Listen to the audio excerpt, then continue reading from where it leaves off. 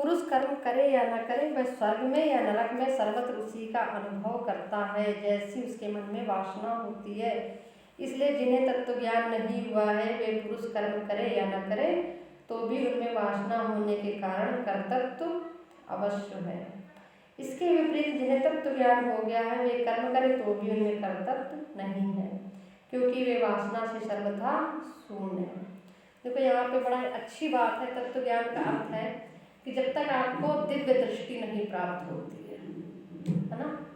सामान्य व्यक्ति हैं तो काम करने की वासना रहती है। काम का मतलब है कि घर बनाना है, बच्चे पालना है, व्यापार करना है, दुकान करना है, पूजा करना है, भजन करना है, कथा करना, सत्संग करना, कोई भी काम है तो ये सब वासना रहती है। कर पाओ या ना कर पाओ, समय मिले या ना मिले, लेकिन एक चाहत बनी रहेगी कि ये ऐसा होना है, वैसा होना है, जैसा मन में जिसके भाव है। और क्या है, जब तत्व ज्ञान हो जाता है, परमात्मा का हमें ज्ञान हो जाता है, जब हम परमात्मा को देखने लगते हैं, हमें दिव्य दृष्टि प्राप्त हो जाती है, दिव्यता आ जाती है, तब क्या होता है कि तब हम जो है स्वयं को नहीं देखते हैं। हमको ये दिखाई पड़ता है कि भगवान ही जो है सब काम कर रहे हैं। बड़ी सूक्ष्म दृष्टि हो जाती है, बहुत सूक्ष्म दृष्टि हो जाती है।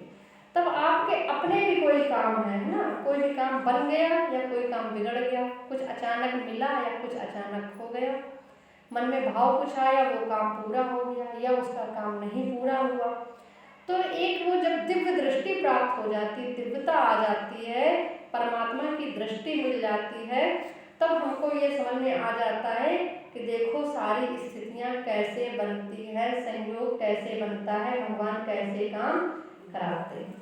अब हमारे साथ ही ऐसी कई घटनाएं हैं कि जिन्हें हम बताते नहीं हैं और बता भी नहीं सकते हैं, है ना। हम अनुभव करते हैं, उनको देखते हैं, उस दिव्यता को हम देखते हैं, लेकिन बता नहीं सकते। बस आपको इतना समझा सकते हैं कि जब वो दिव्य दृष्टि मिल जाएगी, है ना, तब ये पूरा संसार चक्र सब कुछ क्या होगा, आपको साफ साफ दिखाई पड़ेगा कि भगवान लगाम लिए बैठे हैं, भगवान ही लगाम खींच रहे हैं और छोड़ रहे हैं, वो ही पतंग उड़ा रहे हैं संसार की। तब ये दिखेगा, अभी नहीं दिखेगा, अभी तो लगेगा कि हमको ये काम करना है, तुमने कर लिया, मन बनाया तो कर लिया, है ना। फिर क्या दिखेगा कि हम ये काम करना तो चाहते थे, लेकिन हमारे मन से नहीं हुआ ये काम। अगर परमात्मा की इच्छा नहीं होती तो वो काम नहीं होता, और उनकी इच्छा मेरी इच्छा में मिल गई तो वो काम ऐसा हो गया जाकर के कि जितना अच्छा हम नहीं कर सकते तो उससे 100 गुना ज़्यादा अच्छा सही समय पे सही हुआ जाके। फिर वो दिव्यता जो है देखने लगता है जीव, यही तत्व ज्ञान। तो जब ऐसा देखने लगता है कि सारा संसार परमात्मा की इच्छा से ही संचालित है और चल रहा है, तब क्या होता है, जीव में कर्म खत्म हो जाता है। फिर वो सोचता है कि हम काम करें या ना करें, खाना हम बनाएं या ना बनाएं, नौकरी करें या ना करें, व्यापार करें या ना करें, लेकिन मेरा एक काम तो एक अवश्य है कि भगवान का भजन करना, उनके ध्यान में ही केवल बैठ जाओ, उनमें ही खो जाओ, क्योंकि कर तो वही रहा है, होना भी वहीं से है। तब एकमात्र कर्म ये नजर आता है। फिर जो संसार के कर्म होते हैं वो सब क्या हो जाते हैं, गौड़ हो जाते हैं, खो जाते हैं। फिर ये समझ में आ जाता है कि जो होना है वो होगा, या जो हम चाहते हैं वो तब होगा जब ईश्वर चाहेंगे तभी होगा। तब जीव क्या फिर कर्म करने लगता है, फिर उसी कर्म की वासना खत्म हो जाएगी। जब हमारे हाथ में कुछ बचा नहीं है तो वासना तो खत्म हो जाएगी ना कर्म करने की। फिर हम ये जान जाएंगे कि हमारे करने ना करने से तो कुछ थोड़ा नहीं होना है, होना तो है ईश्वर के करने से होना है। इसलिए हम क्यों परेशान हो। फिर परेशान होना व्यक्ति का बंद हो जाएगा, वो क्या होगा, बिल्कुल शांत हो जाएगा। तत्वज्ञानी की वासना शिथिल हो जाती है, इसलिए वह कर्म करता हुआ भी उसके फल की इच्छा नहीं रहती है। यही बात आ गई ना कि वासना सारी खत्म हो गई संसार की, कि हमें अब जो है कुछ भी करना है। अभी तक क्या था, अभी तक अपने सोचते थे कि हम मकान बना लेंगे, है ना, हम व्यापार कर लेंगे, हम जो है बच्चों को पाल लेंगे, हम बच्चे के लिए कर लेंगे, हम उनके लिए ये कर लेंगे, हम वहाँ पे पहुँच जाएंगे, हम उनकी सेवा कर लेंगे। लेकिन जब तत्व ज्ञान हो जाता है, ईश्वर का ज्ञान हो जाता है कि हमारे हाथ में वाकई कुछ भी नहीं है, सच यही है, सत्य यही है। हमारे हाथ में केवल एक ही कर्म है कि हम उसका नाम जपें। उसकी बुद्धि कर्तृत्व, अभिमान और आसक्ति से रहित होती है, अतः वह अनासक्त भाव से केवल चेष्टा मात्र करता है। उसे जो कुछ भी प्रारब्ध के अनुसार कर्मों का फल प्राप्त होता है, वह उस सारे कर्म फल को यह आत्मा ही है ऐसा अनुभव करता है। परंतु जिसका मन फलाशक्ति में डूबा हुआ है, वह न कर्म करके भी करता ही माना जाता है। अब क्या है, अब इच्छा है। अब हम तो जानते हैं कि फल तो ईश्वर के हाथ में है, तो कुछ फल की इच्छा नहीं करते हैं। सामान्य व्यक्ति सोचता है कि नहीं, ये कर्म करो तो ये फल मिलेगा, वो कर्म करो तो ऐसा होगा, ऐसा करो तो ऐसा होगा। नहीं भी कर रहा है तो भी मन में चल रहा है ना। तो उससे क्या होता है, वो उसका कर्म बन जाता है, अच्छा या बुरा कर्म बन जाता है। तो जब पहले ज्ञान ना हो तो आपको अच्छे संकल्प, अच्छे कर्म की भावना करनी चाहिए, है ना। बुरे कर्म के संकल्प ना करो तो ठीक है, चलो उसका पुण्य ही जमा होगा। लेकिन जब ज्ञान हो जाता है तब व्यक्ति, अब तुम जानते हैं कि फल परमात्मा के हाथ में, फल की इच्छा ना करो।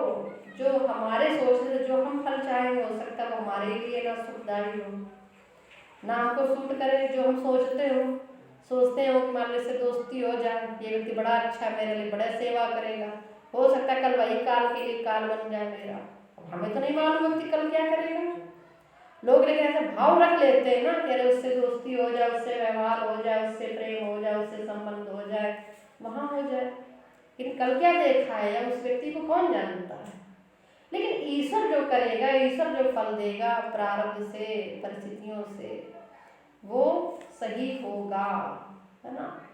अच्छा होना होगा तो अच्छा होगा। अगर आपको दुख में भी ढकेलेगा तो ऐसे दुख में ढकेलेगा कि वैराग्य हो जाएगा, तो भी ठीक है कि ऐसे दुख मिले कि वैराग्य ही हो जाए, परमात्मा से अनुराग हो जाए।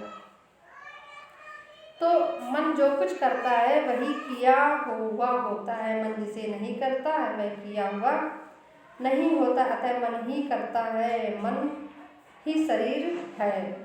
चित्त से ही यह संसार प्राप्त हुआ, इसलिए यह चित्तमय ही है, केवल चित्त मात्र होकर चित्त में स्थित है। यह बात पहले विचार पूर्वक निर्णीत हो चुकी है। संपूर्ण विषय और विभिन्न प्रकार की चित्त वृत्तियां ये सब शांत होकर सब वासना रूप हो जाते।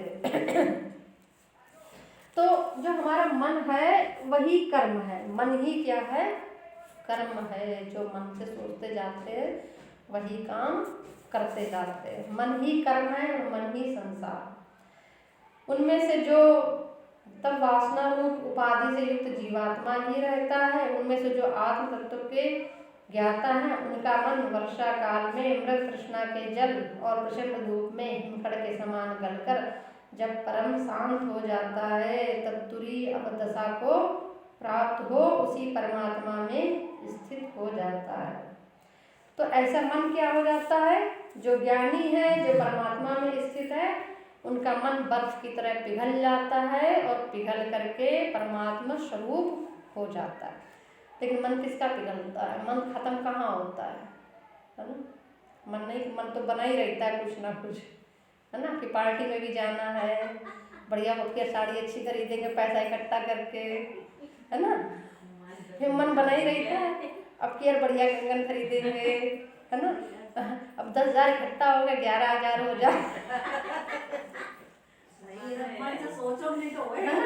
मन जो है इसमें लगा रहता है, मन खत्म नहीं। मन ये नहीं सोच पाता है कि नहीं ठीक है, हमें दाल रोटी तो मिली रही, छत तो मिली हुई है, चलो अब हम जिसने हमको इतना सब दिया उसका हम धन्यवाद करें, उसी में खो जाए, उसको याद करें, उसका चित्र याद करें, उसका मूर्ति याद करें, उसको भी सोचे।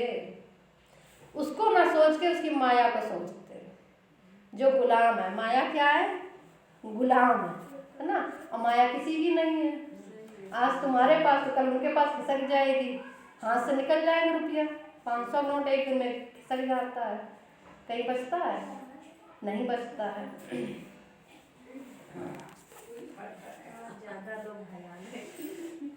तो उसी विद्वान लोग ज्ञानियों के मन को ना तो आनंदमय मानते हैं और ना अनानंदमय ही। उनका मन न चल है, न अचल है, न सत है, न असत है और ना इनका मध्य ही है, बल्कि वह इन सबसे विलक्षण अनिर्वचनीय है। तो जो ज्ञानी होता है उसका मन कैसा होता है? उसका मन ना तो चलता है, ना अपने आप से कुछ करता है और ना ही जो दूसरों के अनुसार कुछ करता है। वो हर चीज़ में ठीक है, जो हो गया ठीक है, तुमने अच्छा कर दिया तो ठीक है, लेकिन तुमसे मतलब नहीं है ना। ये नहीं कि तुम में लिप्त हो जाए। संसारी क्या करते हैं, कोई व्यक्ति किसी के लिए बहुत करो फिर उसके ही हो जाएंगे, उसी के गुणगान करेंगे, फिर दिन रात उसी को सोचेंगे कि हम भी उसके लिए इतना करते हैं, उसका कार्य भार अपने ऊपर ले लेते हैं। फिर समर्पण कहाँ रहा प्रभु में? समर्पण तो रहा नहीं। समर्पण तो ये है कि ईश्वर जाने, ईश्वर की प्रेरणा से जा पर कृपा राम की होई ता पर कृपा करे सब कोई। ईश्वर की कृपा थी तो उसने तुम्हारे लिए किया, ईश्वर की कृपा जब नहीं होगी तो वो नहीं करेगा। कल पता नहीं फिर कौन दूसरा करे, तीसरा करे, चौथा करे, ना करे, क्या स्थिति बने। अपने ऊपर हम उसको बोझा अपने ऊपर मन में हमको लादना चाहिए ईश्वर को, है ना। लेकिन उसके ही गुणगान करते हो, खुश होकर तोहफे उन्हें पहुंचाते हो। प्रभु की दया कितनी है जरा मन में विचारा करो। स्तन को सजाते हो कभी मन को सजाया करो, है ना। तो संसार के उपकार और अपकार मानने की जरूरत नहीं। देखो भरत जी इसी में तो फंस गए थे, हैं। सोचा कि वो बच्चा है हिरण का मखमल सा, बेचारा गिर पड़ा नदी में मर जाएगा। अब आए थे हरिभजन को उठन लगे कपास, उनको माला जपनी थी तो चिंता में पड़ गए उसकी कि कहीं वो मर ना जाए। अरे मारने और मरने वाला तो ऊपर वाला है, सबको जिलाने वाला, मारने और जिलाने वाला। हम क्या किसी को बचा सकते हैं? बस वहीं पे फंस जाते हैं और फंस करके क्या होता है, समय भी हमारा चला जाता है। फिर इस तरह से मन उनमें फंसता ही चला जाता है। ज्ञानी क्या होता है, ठीक है जो हुआ अच्छा हुआ, जो हो गया सो हो गया, सबका धन्यवाद। तुमने अच्छा किया तो धन्यवाद, बुरा किया तो धन्यवाद, चलो ठीक, आगे के लिए सबक ले लिया भैया, नहीं काम करेंगे, नहीं बात करेंगे, शांति रहो, अपना भजन करो। भगवान का ना काहे जो किसी के अपना वो करो, तो वो और अपनी तृष्णाओं को, वासनाओं को, इंद्रियों को और समेट लेंगे जो ज्ञानी है। ये किसी से कुछ कहा तो और नहीं कहेंगे और अपने आप को शांत करेंगे। ये वो सीख ले लेंगे दूसरों से कि हमें और शांत रहना चाहिए, और शांत रहना चाहिए, और शांत रहना चाहिए, कि कोई 10 बाल्टी पानी भी ऊपर डाले तो भी शांत हो जाओ भैया, है ना। जो ज्ञानी है तो वो बार बार अपनी ही इंद्रियों को समेटेगा, है ना, अपने आप को रोकेगा, अपने मन को, अपनी आँखों को, अपने हाथ को, अपने पैर को, अपनी वाणी को, कि हमें और अपने आप को बहुत ही संकुचित कर लेना है, बहुत ही छोटा कर लेना है, बिल्कुल बूंद, फिर खत्म कर देना है खुद को। लेकिन क्या, कैसे? तुमने इतना कहा तो 10 सुनो, एक कहा है तो 10 सुनो तुम पहले। तो हम बढ़ाते रहते हैं अपने आप को, और बढ़ाते फिर बात बढ़ते बढ़ते फिर बहुत बढ़ जाती, फिर कोर्ट कचहरी मुकदमा जाने कहाँ तक पहुँच जाती बात, जरा सी बात से। तो ज्ञानी है वही ना, वो कुछ नहीं सोचता है, ना चलता है, ना अचल है, ना सत है, ना असत्य है, ना मध्य है, बल्कि वह सबसे विलक्षण है। जैसे हाथी छोटी तलैया में नहीं डूबता है, उसी प्रकार ज्ञानी पुरुष वासना में, चेष्टा रस में नहीं मग्न होता है। मूर्ख का मन तो भोगों को ही देखता है, परमार्थ तत्व को नहीं देखता। जो ज्ञानी है, भगवान का भक्त है, तो क्या ढूंढेगा? वो संसार थोड़ा नहीं ढूंढेगा, वो तो ढूंढेगा कोई मंदिर का कोना मिल जाए, गंगा जी का कोई तट मिल जाए, बस भैया 2 रोटी पेट के लिए तब तक मिलती रहे जब तक ये भी कंट्रोल ना होने लगे, भूख भी, है ना। वो यही सोचेगा, अपनी इंद्रियों को समेटेगा। ये थोड़ा सोचेगा कि नहीं आज हम ये डिश बनाए, परसों वो डिश बनाए, इतना सब बनाए करें, वो इस सब में नहीं पड़ेगा। वो सोचेगा कि हमको अपना भजन करना है, जितना हम भजन बढ़ा सकें, भजन को बढ़ाने की सोचेगा। उलझेगा नहीं, मत उलझो मत इस जग से, प्रीत प्रभु से लगाया करो, है ना, उलझना नहीं है। तो मूर्ख का मन तो भोगों को ही देखता है, वह चांदनी की तरह भुवन मात्र को प्रकाशित करती है। चित्त के संयोग के बिना कर्म करता हुआ भी ज्ञानी अकर्ता ही है, क्योंकि वह कर्म मन को लिप्त नहीं करता। अब उसने ठीक है, उसको कुछ भी भोजन मिल गया, उसने ग्रहण कर लिया, लेकिन मन से लिप्त नहीं हुआ कि नहीं आज भैया बहुत बढ़िया 56 भोग आया है तो बहुत मजा आएगा खाए, मन से नहीं। अब उसको खाना तो था ही, 2 रोटी तो खाने की, जो भी आ गया उसने उसको खा लिया। वह यत्न पूर्वक किए हुए हाथ पैर आदि के संचालन रूप कर्म के फल को भी नहीं भोगता। बालक मन से ही नगर का निर्माण और उसकी सफाई एवं सजावट करता है तथा उस मनय कल्पित नगर को खेल खेल में ही अकृत सा अनुभव करता है। उसको उपादेय रूप से नहीं ग्रहण करता, उसके सुख दुख को स्वाभाविक सा देखता है। मन के द्वारा किए गए नगर के विध्वंस को वास्तविक विध्वंस समझकर खेल खेल में दुख का भी अनुभव करता है। बालक खेलता है घर घर, उस समय लड़ाई झगड़ा और सब खेल और गुड़िया खिलौने सब करेगा, है ना। उस समय सुख दुख नाटक भी करेगा कि वो मर गया, गोली चलाई ठाए ठाए ठाए। उस दिन मेरा भतीजा बंदूक लिए सबको गोली मार दी, घर में दादी को मार दी, मर गई दादी, बुआ को मार दी, गोली मर गई बुआ, अपने मार ली, गिर गए, मर गए हम। ठीक, सब नाटक कर लिया, दुख भी हुआ, गिर गए, दादी मर गई, फिर उसके बाद फिर कुछ नहीं। तो इस संसार एक नाटक तो है ही। अभी 13 दिन चलता है नाटक, पहले 13 दिन रो लेता है खूब जी भर के, 14 दिन 15 दिन महीना भर, उसके बाद फिर भूलने लगता जो मर गया, और उसके बाद थोड़ी बहुत याद आई सो आई। तो जो ज्ञानी है वो क्या करता है, वो हर समय जानता है कि सब नाटक ही नाटक है। मन के द्वारा किए गए नगर के खेल को वो विध्वंस कर देता है। उसी प्रकार ज्ञानी कर्म करता हुआ भी वास्तव में उससे लिप्त नहीं होता। जिनका मन पूर्ण आत्मा में ही संलग्न है, उन ज्ञानियों की दृष्टि से तो वस्तुतः संसार में मोक्ष नहीं है। जिसका मन आत्मा में संलग्न नहीं है, उन्हीं लोगों की दृष्टि से यह बंधन मोक्ष आदि सब कुछ है, किंतु वास्तव में तो ना बंधन है ना मोक्ष है, ना बंधन का अभाव है और ना बंधन के कारणभूत वासना आदि है। कौन किसको बांधे बैठा है? तुम किसी का दिन अगर कभी नहीं आएंगे तो तुम्हें खुद नहीं बुलाएंगे वो, है भैया तुम कतई ना आना, तुम्हें खुद नहीं बुलाएंगे, मेरे पास अब तमाम सैकड़ों लोग पड़े। कोई किसी को नहीं बांधे है, कहीं भी बंधन संसार में नहीं है। परमात्म तत्व का ज्ञान न होने से ही ये दुख है, यथार्थ ज्ञान से उसका लय हो जाता है। तो बड़ी ही चिंतन की आवश्यकता है ना, चिंता की नहीं, चिंता ना करो, चिंतन करो, सोचो। कभी कभी आधा 1 घंटा बैठ जाओ, सोचा करो, है ना, हर चीज़ सोचा करो, अपने व्यवहारियों के बारे में, रिश्तेदारों के बारे में, उनके कर्म, अपने कर्म, उनका व्यवहार, अपना व्यवहार, कि किसने क्या किया, किससे क्या हुआ, फिर आज क्या स्थिति है, आज क्या हो रहा है, आज क्या कर रहे हैं ना। तो हमने समय अपना कहाँ लगाया, हमें क्या करना चाहिए था, ऐसा भी तो हो सकता था हम अपने समय का और सदुपयोग कर लेते। पुण्य क्या है, पाप क्या है, ये सब सोचने की विषय है ना। पुण्य पाप सोचो, व्यवहार सोचो, कि मन हमारा कभी जो है वही व्यक्ति अच्छा लगता है, कभी बुरा लगता है, तो क्यों ऐसा लगता है? तो हम अपने स्वार्थ के लिए उसको कभी अच्छा मान लेते हैं, अपने ही स्वार्थ के लिए उसको बुरा। उससे अच्छा कोई मिल गया तो फिर वो अच्छे लगने लगता, उसके गुण गाने लगेंगे। इसका मतलब क्या है कि बुराई अच्छाई उसमें नहीं थी, हमने मानी थी कि वो कैसा, कितना अच्छा है या कितना बुरा है, हमारे मानने से था, है ना। सोचना, चिंतन जरूर करो। एक बार भगवान के थोड़ा ध्यान लगाओ, मूर्ति ध्यान करो, थोड़ा सोचो, उनसे अपनी बात कहो, है ना, कि आप मेरी सुनो, ऐसा ऐसा है, क्यों है ऐसा, सबकी सोच, थोड़ा सोचा जरूर करो। आधा घंटा बैठ करके ईश्वर के पास हर चीज़ का चिंतन करो, उस चीज़ का निष्कर्ष निकालो, तो उससे क्या होगा, बहुत लाभ मिलेगा।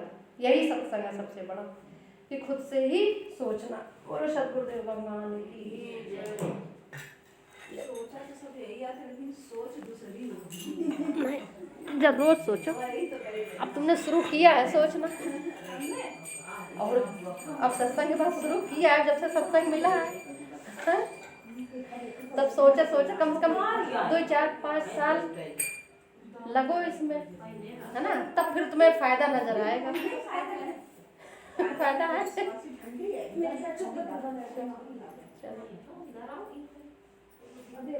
एक दोनों समीमान हुआ, दोनों बैठ गए बेचारी, रोबत रोबत आ रही है, तो चाहे तो उनका जाओ तो वो कैसे देखा जाए, पकड़ ले। और तू इधर बाहर ला दे तो बाहर